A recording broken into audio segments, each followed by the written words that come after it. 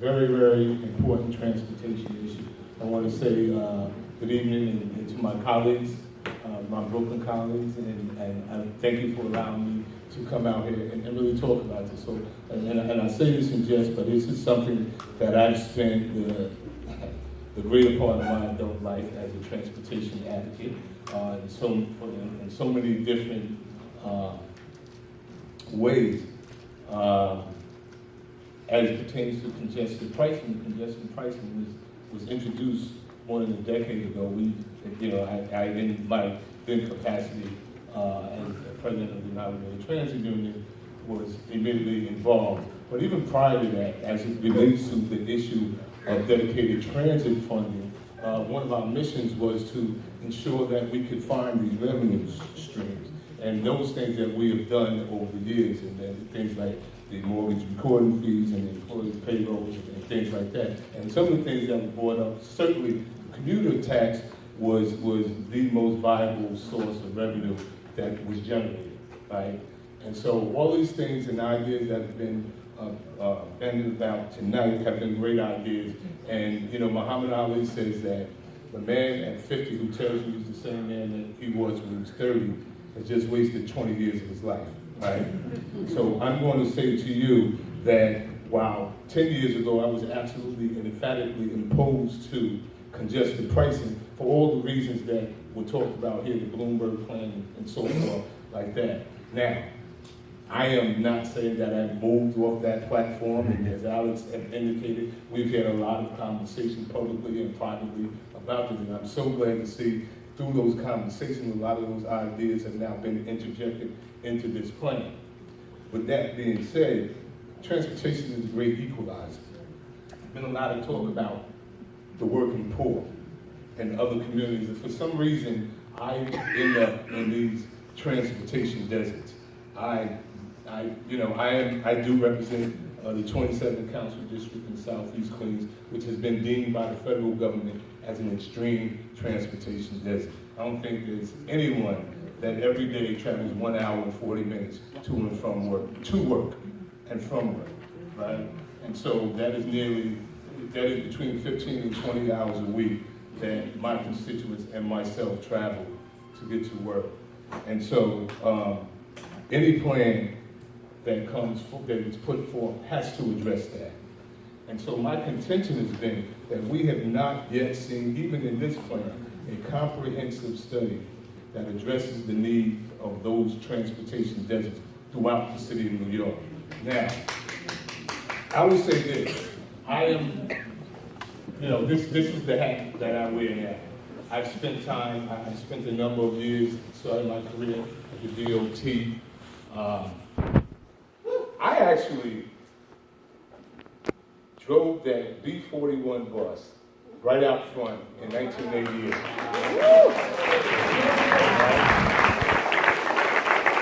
I spent time in transportation planning, did graduate work at Transportation Institute planning, and I think I'm uniquely qualified to address these issues. But what I do know that there are communities that have been historically underserved.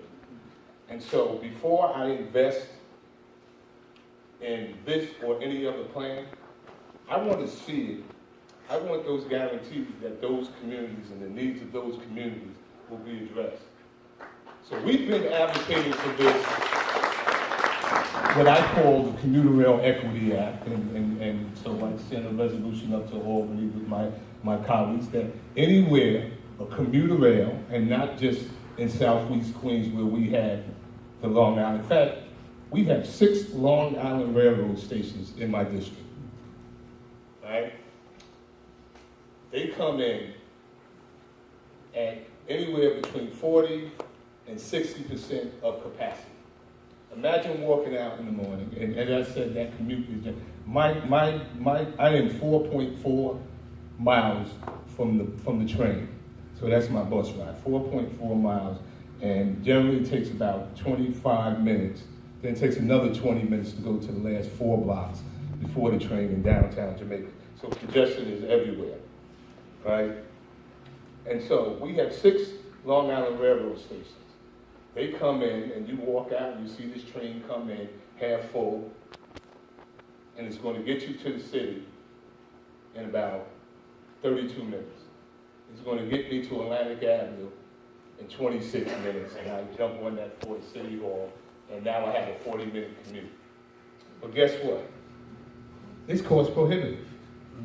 You can't afford it. There are people who, this working poor, certainly can't afford it, and this middle class community who I have constituents who tell me on Friday they treat themselves to Long Island Railroad, right?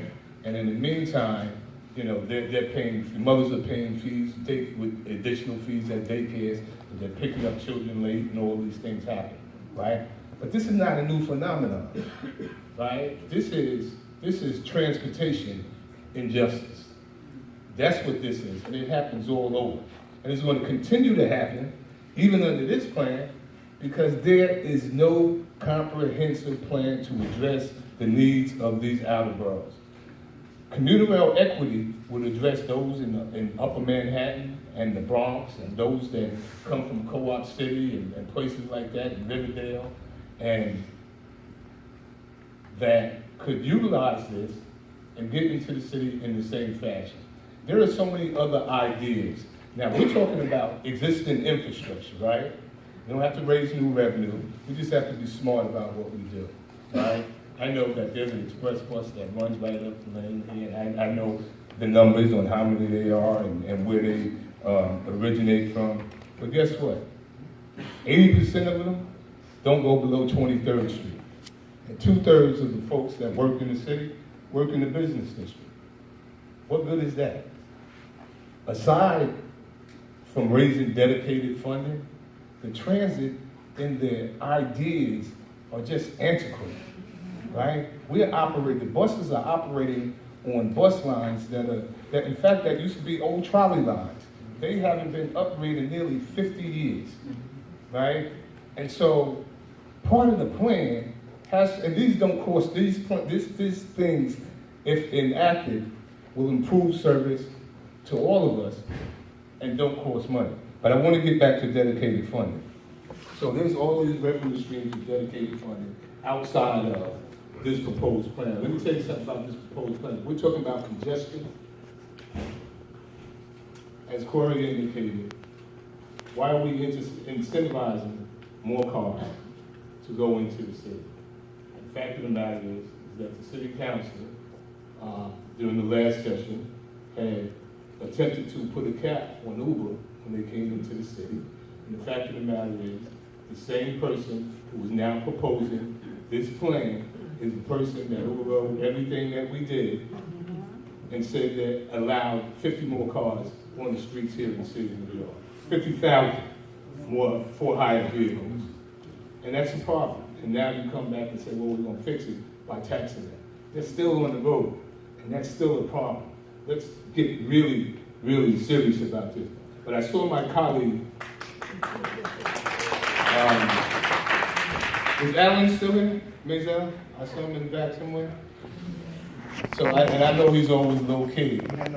But I'm gonna use his saying, and it is, don't tell me what you're gonna do, tell me what you have done, right? And so for years, we've been addressing this. And I want to say also that part of my job, and I work for my international union, the Amalgamated Transit Union, who is the largest transportation union in North America. I work all over the U.S. and Canada on issues of funding. And they have raised billions of dollars throughout the country to support transportation, public transportation. So certainly it can be done. And I don't have a dissertation, I'm just gonna give you the benefit of some experience here. And that is that between those current MTA fees, the mortgage recording fees and the other surcharges and the payroll taxes and all those other things, where are they? Where does that revenue go? I recall as a political director, coming to Albany year after year, advocating on behalf of a lockbox. What is a lockbox? A lockbox means that all those dedicated MTA fundings, public transportation funds, can only be spent on public transportation. Right? And this venture started under Governor Pataki. And it has not changed. Every governor since then has saw that as a cash cow, and they've utilized it. And I've been told by each one that this is my transportation money, this is this money and that. Are you kidding me? You can't do that. So the ultimate compromise was, we'll give you a lockbox, but still have to have the authority to spend the money. We're just going to tell the legislators before we spend it now. All right? Well, did they tell anybody that they were going to spend it on casinos? No. All right? That's why you need a lockbox. In 2005, after the big transit strike here in the city and the contract negotiations and all that, you remember what we found out? We found out that the MTA had 2 sets of books. And that's real. So all the things that we're talking about is not conjecture. This is fact. And so I'm going to leave you with this.